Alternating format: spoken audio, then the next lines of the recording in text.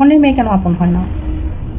বিয়ে করার পর ছেলের বউ কেন মেয়ের মতো হয় না, বা শাশুড়ি কেন মার মতো হয় না? এই প্রশ্নটা কম বেশি সবারই থাকে, নিজেও ফেস করেছি।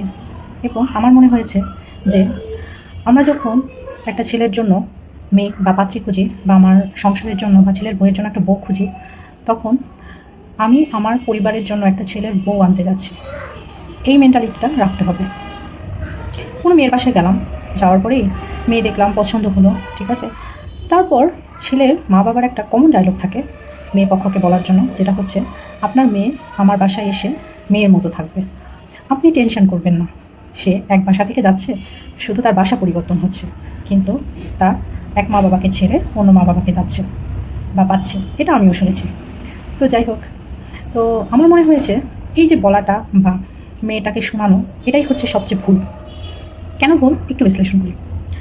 বিয়ের পর যখন মেয়েটা বাড়ির মতো আচরণ করা শুরু করে, প্রথম প্রথম শ্বশুরবাড়ির লোকেরা সবাই তাকে অবজার্ভ করে, তার চলা, তার বলা, তার ওঠা, তার বসা, ঠিক আছে। মেয়েটা ভাবে যে আমাকে তো বলাই হয়েছে যে আমি মেয়ের মতো থাকবো, মেয়ের মতো চলবো, তো অবভিয়াসলি আমার বাসায় আমি যেমন থাকি বা থাকতাম, আমি এভাবেই চলবো, এভাবেই বলবো, করব, ঠিক আছে। এটাই হচ্ছে প্রথম একজন শাশুড়ি আর বউয়ের মধ্যে দ্বন্দ্বের সৃষ্টির কারণ। ধীরে ধীরে যখন ওই মেয়ের আচরণগুলো শাশুড়ির খারাপ লাগতে শুরু করে, সে বলতে শুরু করে, হ্যাঁ তুমি এটা করতেছো না, ওটা করতেছো না, এমনভাবে চলতেছো না, তুমি এটাও, মেন্টালিটিটাও ঘুরে যায়, কী ব্যাপার, এমন আচরণ কেন আমার সাথে, আমি কি করেছি? তো এইটাই হচ্ছে প্রথম বউ শাশুড়ির মধ্যে কেন বনিবনা হয় না মূল কারণ।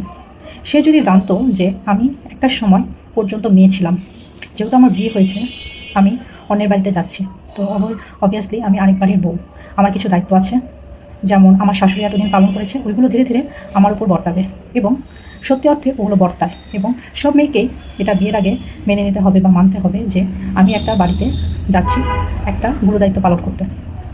যেরকম রাষ্ট্র পরিচালনা করা হয়, একটা সংসারও একটা মেয়েকে পরিচালনা করা হয়।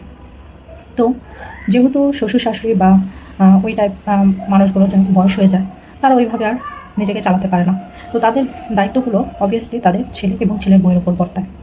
তো একটা মেয়েকে বিয়ের আগে বা বিয়ে ঠিক হলে অবশ্যই বুঝিয়ে দিবেন যে তুমি এতদিন মেয়ে ছিলে, এখন তুমি আরেক বাড়ির বউ, এবং একজন বউয়ের অনেক দায়িত্ব থাকে, যেরকম সকালে ঘুম থেকে ওঠা, সবার জন্য খাবার বানানো, সবার দেখাশোনা করা। এই সব খুঁটিনাটি বিষয়গুলো যখন আপনি আপনার মেয়েকে বুঝিয়ে দিবেন, সে মনে মনে প্রস্তুত নিতে থাকবে যে না, আমি কোনো মেয়ে হয়ে যাচ্ছি না, আমি আরেকবারই একটা বউ হয়ে যাচ্ছি, এবং বউয়ের কিছু দায়িত্ব কর্তব্য থাকে এবং সবাইকেই তা পালন করতে হয়, এবং কিছু বাধা ধরা নিয়ম থাকে যেগুলো মেনে চলতে হয়।